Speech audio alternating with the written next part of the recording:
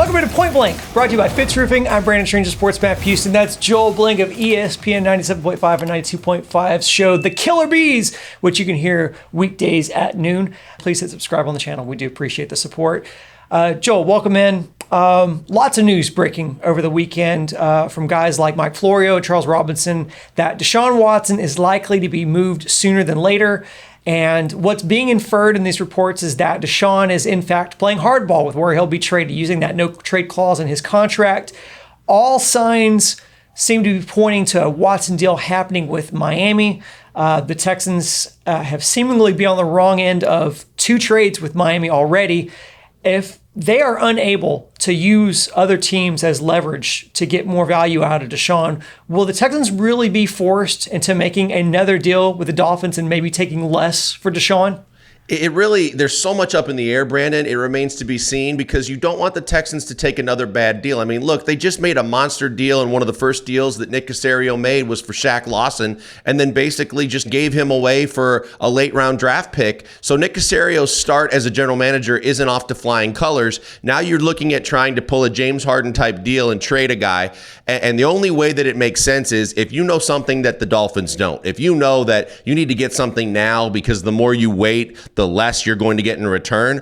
Otherwise, I don't know how it makes sense and how any general manager, the Dolphins or otherwise, is willing to make a deal without major contingencies because of the fact that so much is up in the air on Deshaun Watson. The fact that the Texans don't want Tua, if you believe what you're reading, as part of the deal makes no sense to me either. And the Dolphins shouldn't want to trade him because until they know Deshaun's situation, they need someone that knows the playbook. So there's just so many different wrinkles that still have to be ironed out. It's fun to talk about it. It's interesting to think that it could still happen between now and next Tuesday when teams have to cut down and it really gets down to the actual nitty gritty. But I'm not very optimistic that they're going to make a move. Another one of those factors that's affecting this is the money that's owed to Deshaun Watson. But before we get to that, give us a word from Fitz Roofing. Well, we love the people at Fitz Roof, and they're loyal to the people of Houston, Texas, just like they're loyal to us at SportsMap and at ESPN 97.5. Why do you say this? Because they love to make sure that you guys are taken care of every step of the way, from a leaky roof to a full replacement on a business or a home or a fence in your yard or home repairs. They do it all and so much more. Check them out at fitzroofing.com, but better yet, call them 832-521-3001. If you call them, they do a free, no obligation inspection that costs you absolutely nothing. Take care of you every step of the way. It's Fitz Roof and making a difference, one home at a time. One of the factors Mike Florio invoked was the $10.5 million that would be owed to Watson this season, and Cal McNair's reported disinterest, let's say, in paying that. And while it's always easier for us to spend someone else's money, should that even play a factor concerning the state of the team and the incredible circumstances in which they find themselves in? I think people are more and more buying into my mantra for the year for the Texans, which is embrace the suck. And the more you embrace the suck this year, the better off you're going to be in the rebuild in the short term and the long term. It's interesting to me that Cal McNair would actually care about anything that's going on in football operations, but I guess finances are one thing that he takes note of, not trading away one of the best receivers in the game. But the last thing that should be any concern of Nick Caserio or Cal McNair right now is the dead cap money or the money that they might be on the hook for. It should be centered around the package that they get in return. If they can get 3 draft picks and 2 young players or 5 total players that can help this rebuild, you do it. And that's what you do. You take your losses in the short term to take the gains in the long term and realize this is how you rebuild.